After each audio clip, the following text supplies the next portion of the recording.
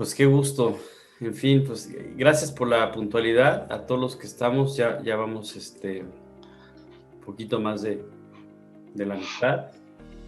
Así es, esta es la parte 2, la segunda sesión Ujú. para el día de hoy.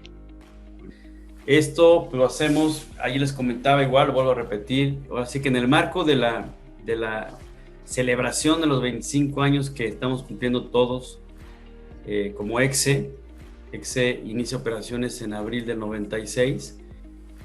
Hace poco tuvimos también la convención en abril, igual también como parte de estas celebraciones de este año. El año pasado no pudimos hacer la convención, pero este año finalmente ya la pudimos echar a volar. Y pues la verdad es que lo vemos como parte de las celebraciones. Tenemos un evento programado igual para estos 25 años. Ya les avisaré, ya les mandaré la invitación para que podamos estar juntos en esa celebración, en ese momento, para convivir juntos un rato.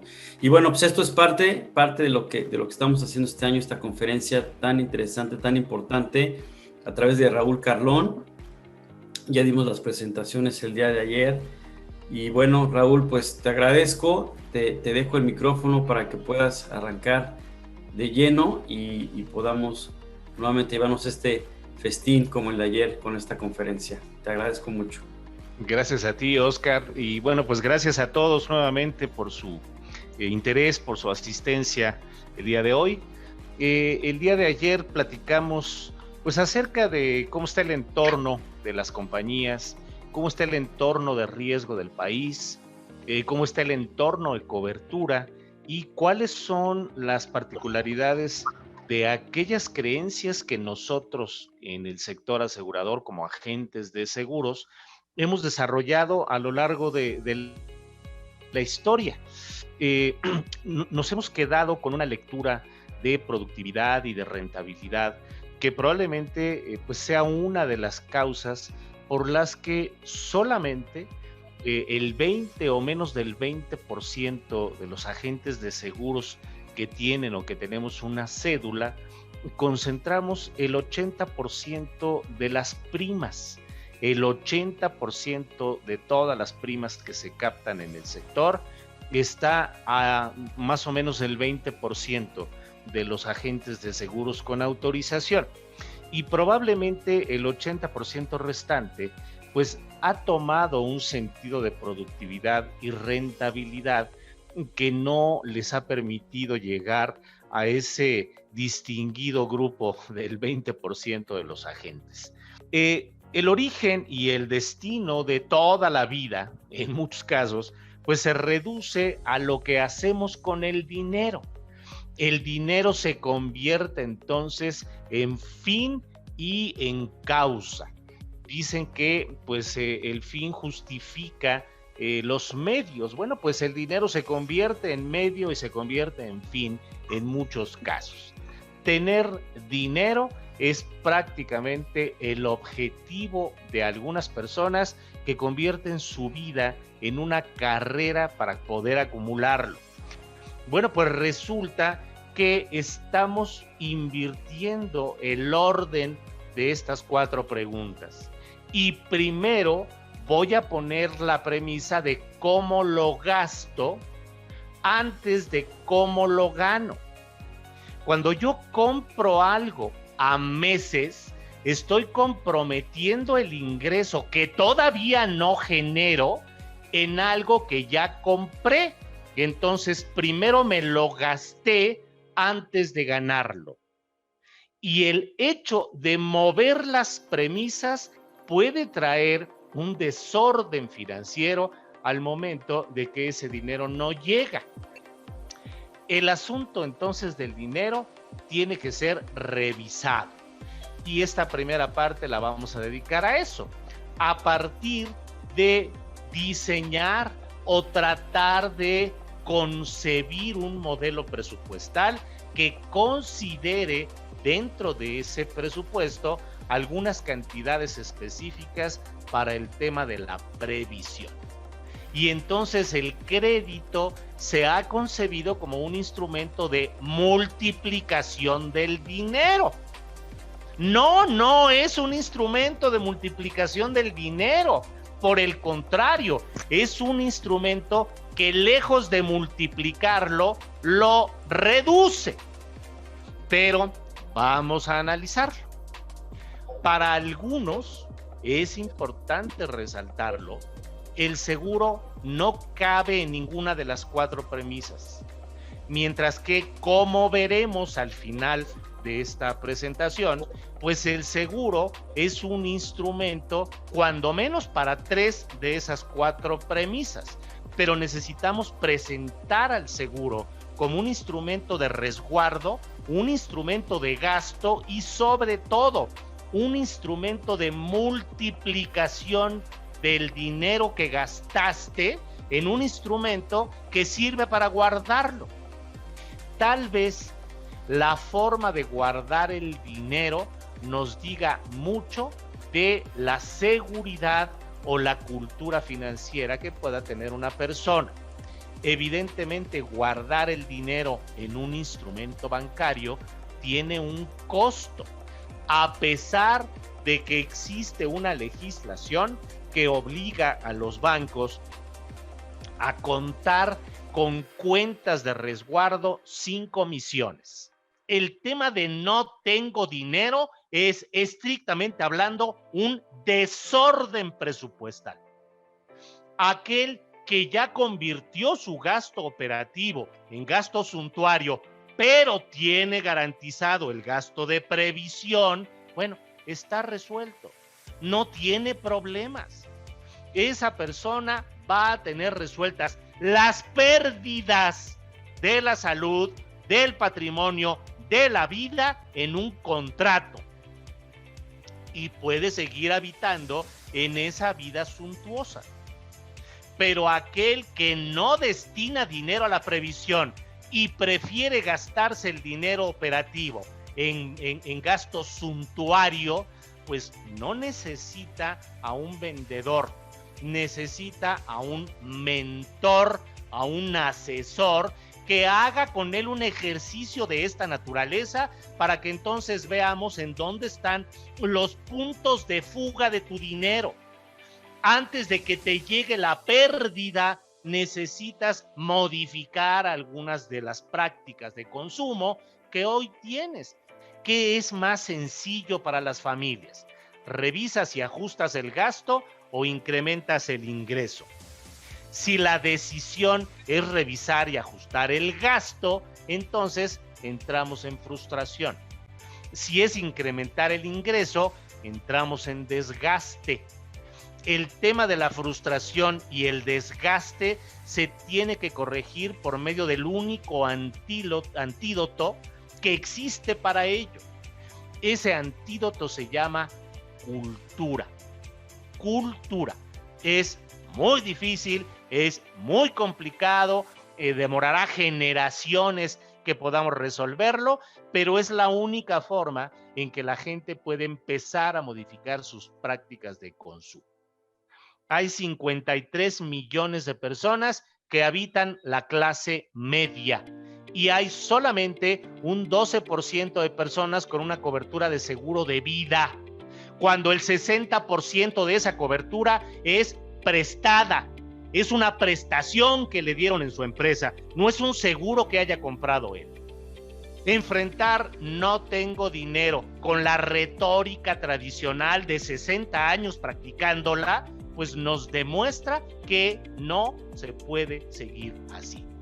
Tenemos 50 años rebatiendo la objeción no tengo dinero y hoy los manuales que se entregan en las aseguradoras siguen diciendo cómo tienes tú que rebatir la objeción no tengo dinero.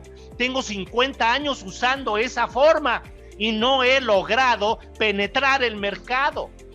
¿Qué nos hace pensar que seguir usando esa fórmula nos va a resolver el problema? ¿Cuánto pagaste por tu seguro? ¿50,000 pesos?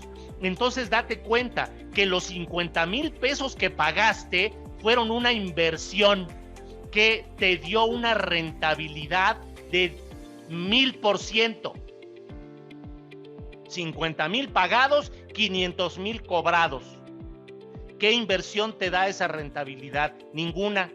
Claro, para que tú pudieras cobrar esos 500,000, te tuviste que enfermar.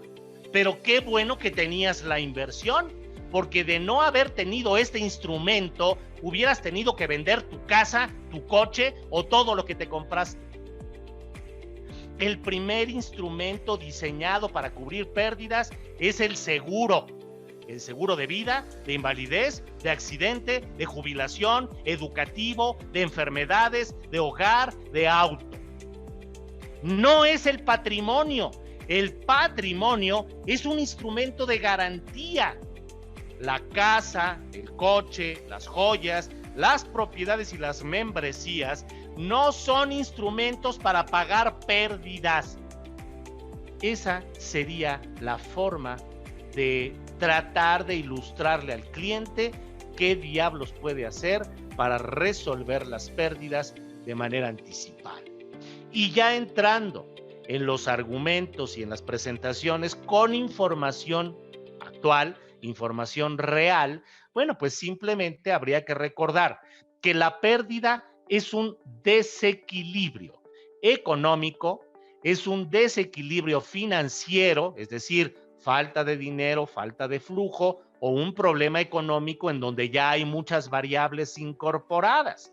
Es un problema social, hay una pérdida de equilibrios en la sociedad, o emocional cuando tienes varias personalidades, o patrimonial cuando está en riesgo tu casa, o finalmente personal cuando los dos no cabemos en la misma casa. O te vas tú o me voy yo. Bueno, eso es una pérdida, es un desequilibrio, pero eso puede traer algo que se tenía y de pronto desaparece. Esa estabilidad que teníamos ya desapareció o se modificó, como Germano, que pues intenta hacer una metamorfosis de la humanidad. Se descompone eso que tenía yo, se descompuso o finalmente se acabó como la vida o se multiplicó como el virus. Una pérdida es un desequilibrio de algo que tenía y de pronto cambió. Una casa es probablemente la más grande de las adquisiciones que hace un ser humano cuando está en su etapa productiva, pero pocos son los que lo pueden hacer de contado, de manera que se precisa de un crédito hipotecario. Entre 15 y 20 años vas a estar pagando tu casa, pero la esperanza de vida en México es casi de 80 años. Por lo tanto, una cuarta parte de tu vida te la pasas pagando la casa. Pues se sabe que hay casi 46 millones de vehículos en este país, pero el promedio de antigüedad de esos vehículos alcanza los 14 años. Es decir, no es un parque vehicular nuevo. Sin embargo, la AMIS solamente tiene el registro de un 29% el año pasado de vehículos asegurados, cuando menos con la cobertura de responsabilidad civil, porque es la cobertura básica. ¿De dónde se desprende esa cobertura básica? Pues de una obligación. Esa obligación se dictó en el 2014, cuando se hizo obligatorio tener un seguro de daños a terceros para cuando circulas en vías federales. Otra vez vemos la palabra obligación. El problema de tener bienes es que solamente 2.5 millones de viviendas tienen una cobertura. Tenemos 32.7 millones de hogares que no tienen un seguro y muchos de ellos tienen capital para poder comprarlo. El 16% de las casas gozan de cobertura catastrófica, de esos 2.5 millones de pólizas. El problema de morirse, pues nos da los datos de esta pandemia, una lectura muy precisa de cuáles son los riesgos que enfrentamos en el país. 2.622.000 contagios con 229,000 muertos al 7 de junio. Tomé esa cifra porque es la última que dio a conocer la AMIS en cuanto al comportamiento de las indemnizaciones. La AMIS reporta 93,576 muertes con 242,000 pesos de indemnización promedio, pero un caso alcanzó 68,5 millones de pesos de indemnización. El 40,8% de los muertos reconocidos por el gobierno tenía un seguro de vida, pero el 70% de esas indemnizaciones provino de seguros colectivos. Bravo por los patrones que le dan una prestación a sus trabajadores y que cuando menos salvaron la vida económica por un año del trabajador que falleció y su familia pudo cobrar esa indemnización. La brecha que tenemos en seguros privados es de 32 millones de vehículos que no tienen seguro, 32 millones de casas que no tienen seguro, 50 millones de personas que no tienen seguro de vida y 53 millones que no tienen seguro médico. Algunos con seguridad social en vida y gastos médicos, pero con los ejercicios de letalidad que tenemos medidos derivado de la pandemia. Sí, la pandemia le movió el cerebro a muchas personas para despertar ese gen, ese cromosoma de la previsión. Yo puedo entender que no tengas dinero para comprar capital en un contrato, pero el que tú me lo digas me confirma que tampoco lo tienes para pagar pérdidas. Y entonces solo te pido que tengas claro que hoy puedo hacer por ti lo que tú quisieras que alguien hiciera mañana. Eso lo puedo hacer hoy, mañana no sé. La decisión es tuya, hermano.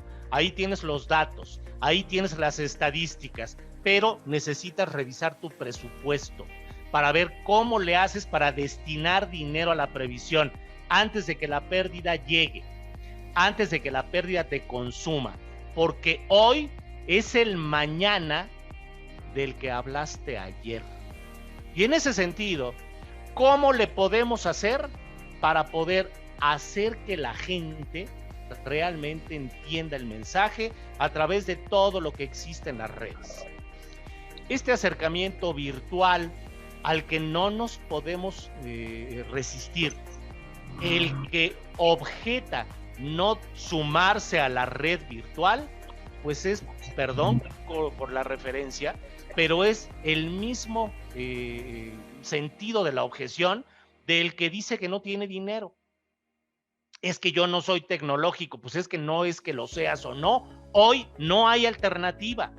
O te tecnologizas o mueres, no hay más. Una forma de sembrar semillas virtuales es tener publicaciones, es usar las redes, es ser tecnológicamente actualizado para poder incrementar las posibilidades. Y en ese sentido, aquí cobra importancia lo que publicas, el contenido de las publicaciones. Ya vimos el tema del presupuesto, ya vimos el tema del riesgo y el tema de las pérdidas. Ahora, ¿cómo lo uso para poder plasmarlo en publicaciones que generen realmente un interés? Y hay quien ha publicado todas las compañías de seguros con las que puede trabajar, pero está ofreciendo un descuento, está ofreciendo una facilidad de pago. Y esa facilidad de pago ha convertido al precio en el principal atributo del seguro, cuando el principal atributo del seguro es el dinero que vas a cobrar, no el que tienes que pagar. Pues solamente agradecerles a cada uno de ustedes el tiempo que me obsequiaron, me aguantaron 4 horas, entonces bueno, eso ya es loable, ¿no? Que me hayan soportado 4 horas, muchísimas gracias. Ahí tienen mis datos de contacto, cualquier duda estoy a sus órdenes y particularmente muchas gracias a ti, Oscar, muchas gracias a EXE y refrendamos el compromiso de estar pues al pendiente y a la orden de quien quiera localizarnos para cualquier inquietud. Igualmente un abrazo a todos, gracias, un abrazo a ti, Raúl, y seguramente ya estaremos en comunicación. Muchas gracias a todos. Gracias. Muy buena plática. Gracias, Oscar.